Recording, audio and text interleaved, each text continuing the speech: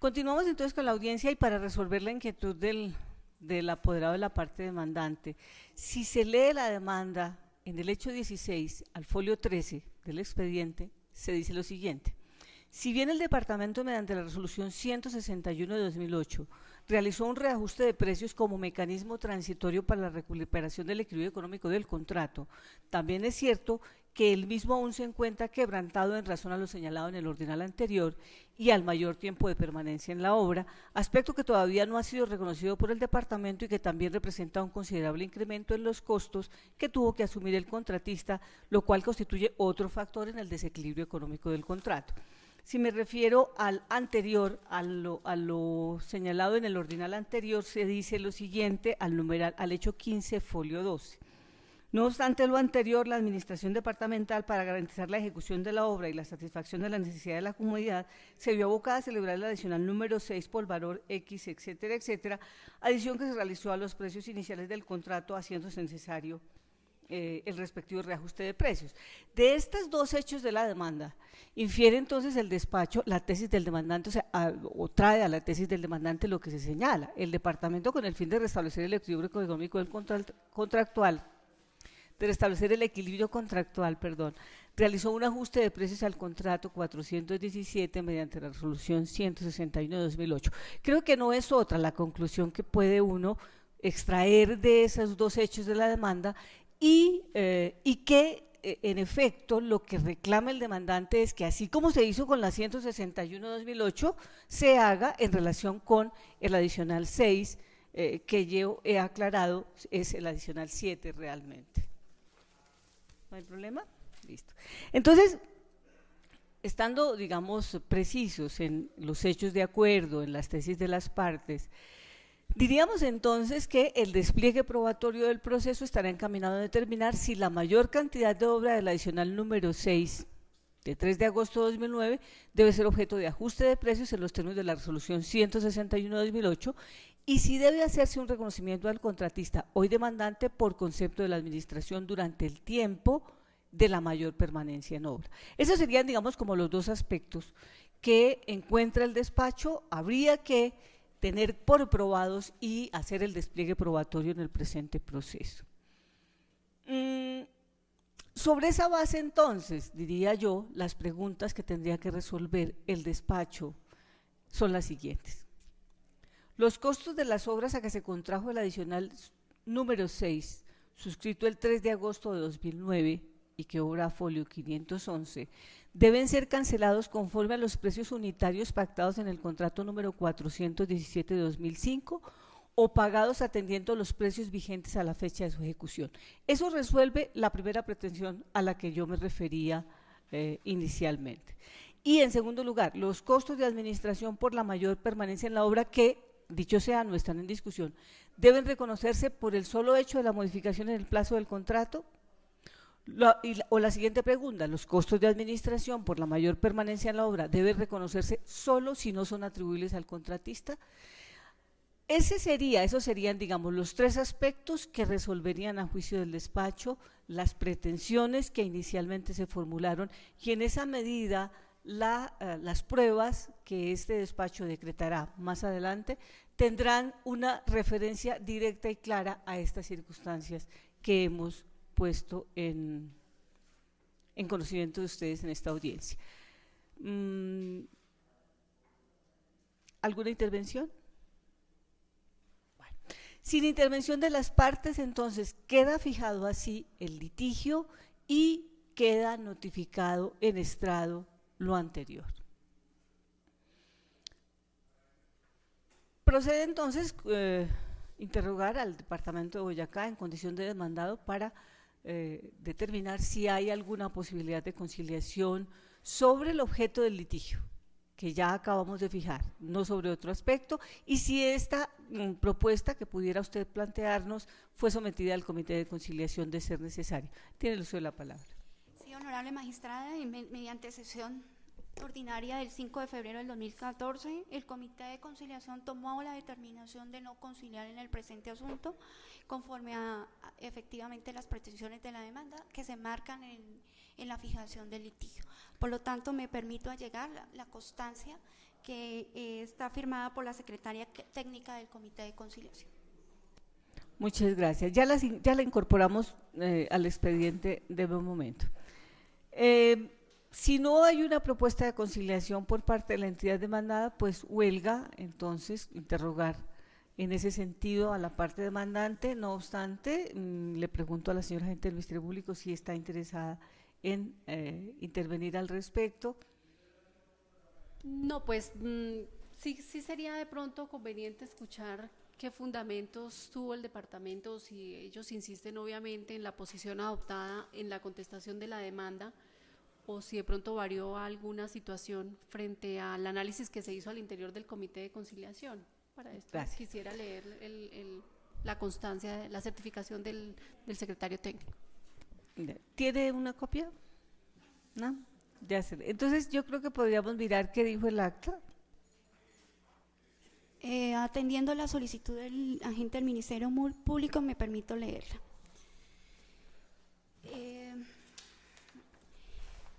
Que en sesión ordinaria del 5 de febrero del 2014, el Comité de Conciliación del Departamento de Boyacá, una vez analizada la solicitud de conciliación judicial efectuada en el proceso 2003-03392, adelantado por el Tribunal Administrativo de Boyacá, en el que obra como demandante Alex Fernando Gómez Sánchez, que pretende que se declare por causa no imputable al contratista el rompimiento de equilibrio económico-financiero del contrato 417 del 2005, cuyo objeto consistía en el mejoramiento y pavimentación de la vía que comunica a los municipios de Villa de Leyva, Gachantivá, municipio de Gachantivá, departamento de Boyacá, por cuanto no se ajustó a la liquidación del contrato adicional número 6 del 2009 en los términos de la resolución oficial de precios número 61 del 2008, así como mayor permanencia de la obra durante el plazo de ejecución contractual, que dispuso la siguiente recomendación. Fíjate que están en los mismos términos.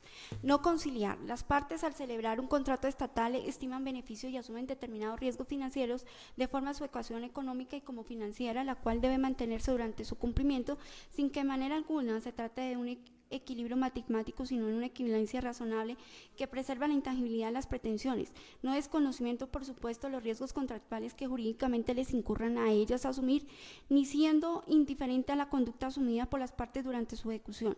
Y es la posición de los colaboradores que tienen los contratantes del Estado la que fundamentado la inmutabilidad de las condiciones económicas iniciales determinadas al momento de ofertar o contratar según el caso, para preservar el equilibrio económico o la ecuación financiera del contrato estatal. Las condiciones contractuales planteadas por la entidad en los pliegos de condiciones y ratificadas por particulares en su oferta determinan la ecuación económica del contrato. Dicha ecuación se romperá cuando estas condiciones desaparezcan, pero en el presente asunto el rompimiento del equilibrio económico reclamado no se encuentra aprobado, es decir, no se encuentra aprobado el rompimiento de la ecuación económica. Lo que sí estableció es el incumplimiento recurrente del contratista en la ejecución del objeto contractual. Muchas gracias. ¿No hay entonces ánimo conciliatorio? Y en esa medida declarará fallida esa etapa, esa posibilidad, el despacho, sin dejar en claro que en este mismo proceso o incluso en el curso de la segunda instancia podrá intentarse, si las partes a bien lo tienen, una nueva conciliación. En materia, las partes quedan notificadas en estrado. En materia de medidas cautelares no hay ninguna por resolver, no se encuentra ninguna pendiente por resolver, de manera que se evacúe de esta manera este aspecto relativo a la audiencia. Las partes quedan notificadas en estrado. En materia del decreto de pruebas, como lo señalé hace un momento, será la fijación del litigio lo que nos lleve al decreto correspondiente, en los términos del artículo 180, numeral 10 de la ley 1437. En cuanto a los documentales, se dictarán como tal con el valor legal que les corresponda, las aportadas por la parte demandada y acompañadas con la demanda visible a folios 32 a 223 del expediente. Por la parte demandada también las acompañadas con la contestación de la demanda, visibles a folios 261 a 744 con el valor legal que les corresponda. Las partes quedan notificadas en estrado de esta decisión. En cuanto a las pruebas que serán negadas, el despacho dirá lo siguiente.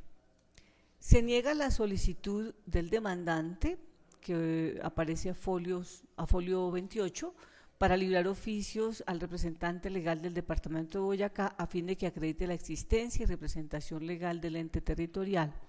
En primer lugar, porque conforme al artículo 4 del artículo 166 de la demanda, del artículo 166 a la demanda no debe acompañarse prueba de la existencia y representación legal de los departamentos, y en segundo lugar, porque a folios 256 a 260 obran documentos que acreditan la calidad con que actúan quienes representan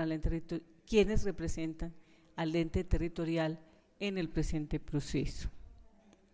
Se niega la solicitud del demandante, obrante a folio 28, para librar oficios al departamento a fin de que remita copia de los actos y documentos adicionales del contrato 417, en tanto a folios 261 a 744 la demandada los aportó en carpeta contractual con todos sus anexos.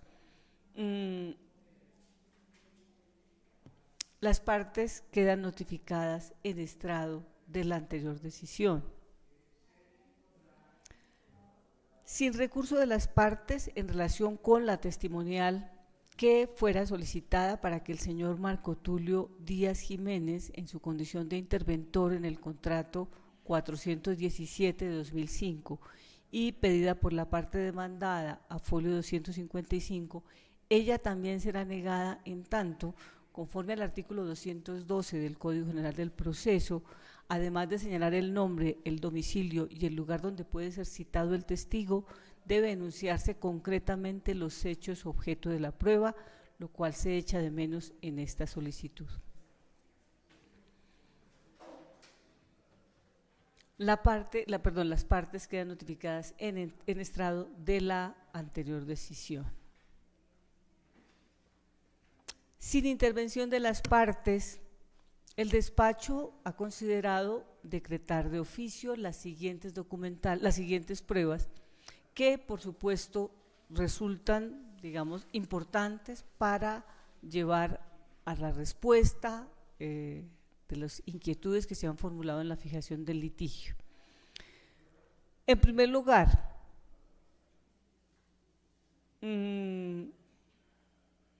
advierto que esta prueba que se decretará de oficio se hará con cargo a la parte demandante para que dentro del término de los 10 días siguientes a la presente audiencia allegue: 1. Los soportes contables, tanto de ingresos como de egresos, del contrato número 417 correspondientes al consorcio Vías Boyacá 2005. Los soportes de la bitácora diaria de la obra ejecutada por el consorcio Vías Boyacá 2005 en desarrollo del contrato número 417 de 2005.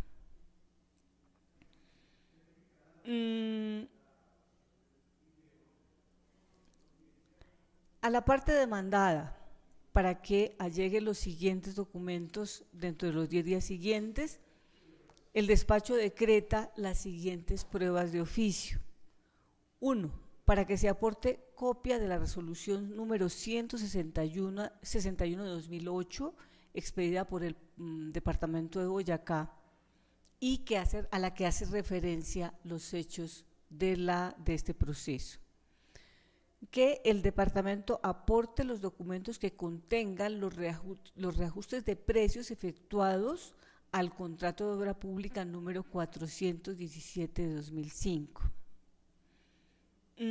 Y que aporte copia digitalizada de la totalidad de los documentos del contrato 417 de 2005, incluido el estudio de conveniencia y oportunidad y los documentos del procedimiento licitatorio que dio lugar al contrato referido. Esta prueba se decreta de esta manera por lo siguiente, porque es importante que los documentos vengan en un estricto orden cronológico. Las copias físicas que se aportaron al proceso, algunas no están completas, no tienen el orden cronológico y para el despacho es muy, no facilita el trabajo del despacho que estos documentos no estén en tales condiciones. Adicionalmente, esos documentos se anunciaron en la demanda, en la contestación de la demanda a folio 255, pero realmente no se aportaron en las condiciones en que allí se anuncia.